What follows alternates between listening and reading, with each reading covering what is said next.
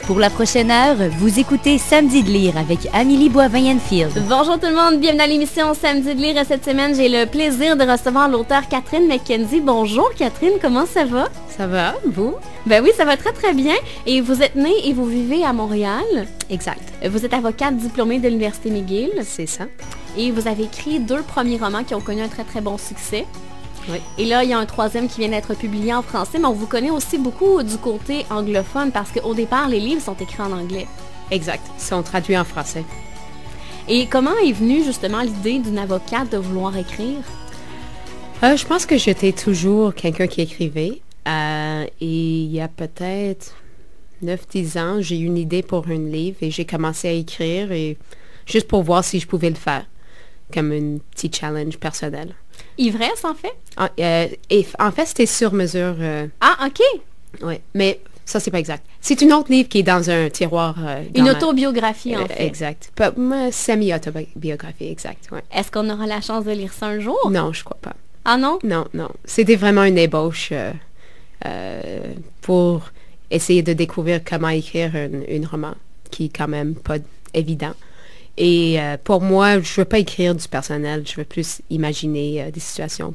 Mais tu prends, dans le fond, des situations que tu lis dans les journaux, que tu entends parler, et après, tu exagères ça.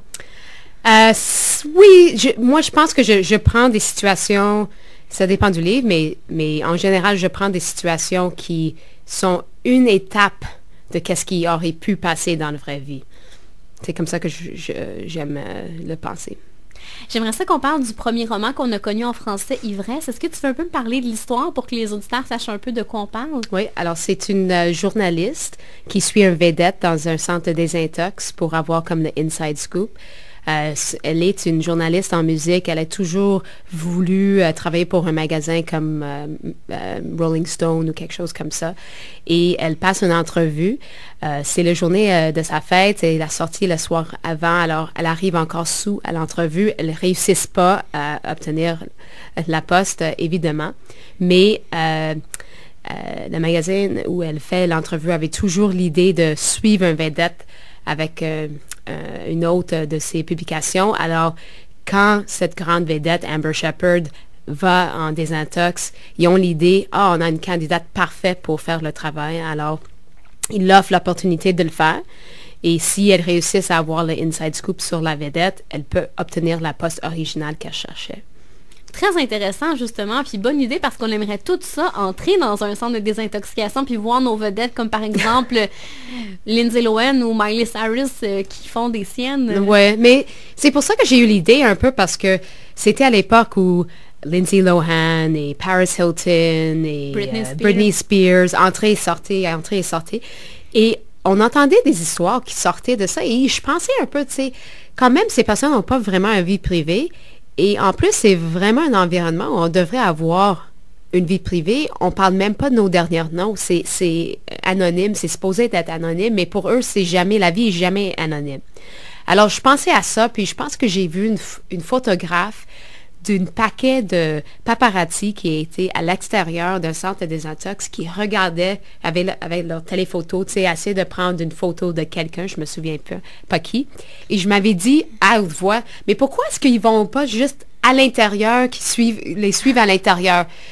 Attends une minute, là. Ça, c'est une bonne idée pour un livre. Et c'est comme ça que j'ai parti avec l'histoire. Et dans Ivresse, il y a une grande place à la musique. Oui. Mais c'est un journaliste en musique. Je sais pas pourquoi, mais quand j'ai eu l'idée aussi, je commençais à penser à ça et je voulais que c'était encore quand même humoristique.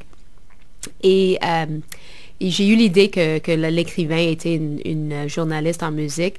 Et alors, c'est certain qu'au moment que j'ai fait cette décision-là, il y avait besoin d'avoir beaucoup de musique dans le livre. Et moi, j'écris toujours en écoutant de la musique et je suis une grande amateur de musique, je dirais. Alors, ça a donné ça, une côté de moi qui n'est pas vraiment moi. Je suis pas la caractère principale du tout, mais au moins notre goût en musique est très similaire. Et quel genre de musique t'écoutes quand t'écris?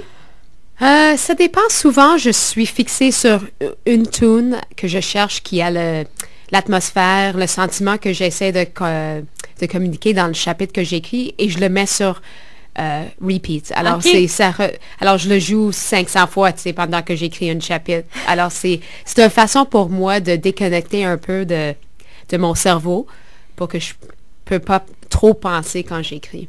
Wow, c'est intéressant. Et là, j'aimerais ça qu'on parle du deuxième sur mesure. On en a glissé un petit mot tout à l'heure, assez particulier quand même. Parlons-en aux auditeurs, des mariages arrangés. Oui. Alors là, c'est une femme qui a décidé d'utiliser un service de mariage arrangé.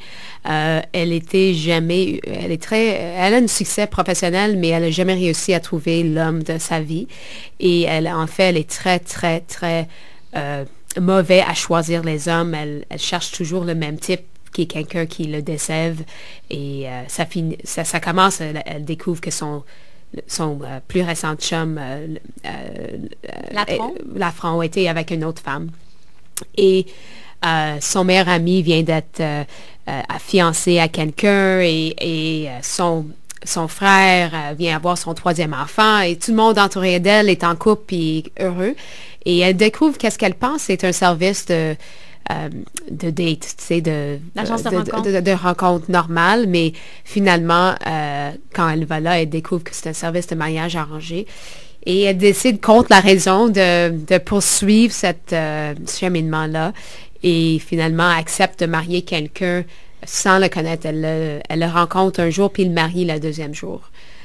Et c'est l'histoire de est-ce que ça peut fonctionner, un mariage comme ça.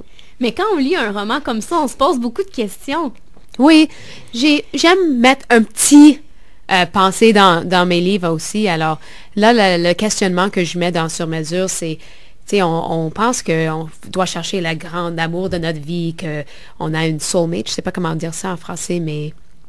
Soulmate, tu sais, qu'il y a cette idée qu'il y a une personne pour nous. Ah oui, OK. Et si on ne le rencontre pas, mais qu'est-ce qu'on fait? Parce que comme... Tu sais, toutes les personnes qui sont maintenant divorcées, j'imagine qu'ils pensaient que c'était la bonne personne. L'homme de sa vie quand ils se mariaient.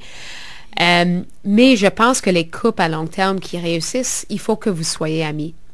Alors, c'est ça le principe de la compagnie qui fait ces mariages arrangés dans le livre. C'est la philosophie de trouver des personnes qui sont compatibles, qui pourraient être amis, qui ont les mêmes buts dans la vie, et que ça, c'est la façon qu'on va avoir un mariage de succès, puis que l'amour vient après le mariage. Et ça nous fait aussi penser jusqu'à quel point on est prêt à aller pour justement trouver l'homme idéal ou la femme idéale. Oui, mais c'est certain que j'ai pensé à ce livre-là en regardant Le Bachelor, puis des choses comme ça, et même chose, tu sais, c'est comment, mais pourquoi est-ce qu'ils juste les marient pas immédiatement? Et même Fox, je pense, à l'époque, avait une émission où il devenait affiancé comme le premier jour. Ah oui?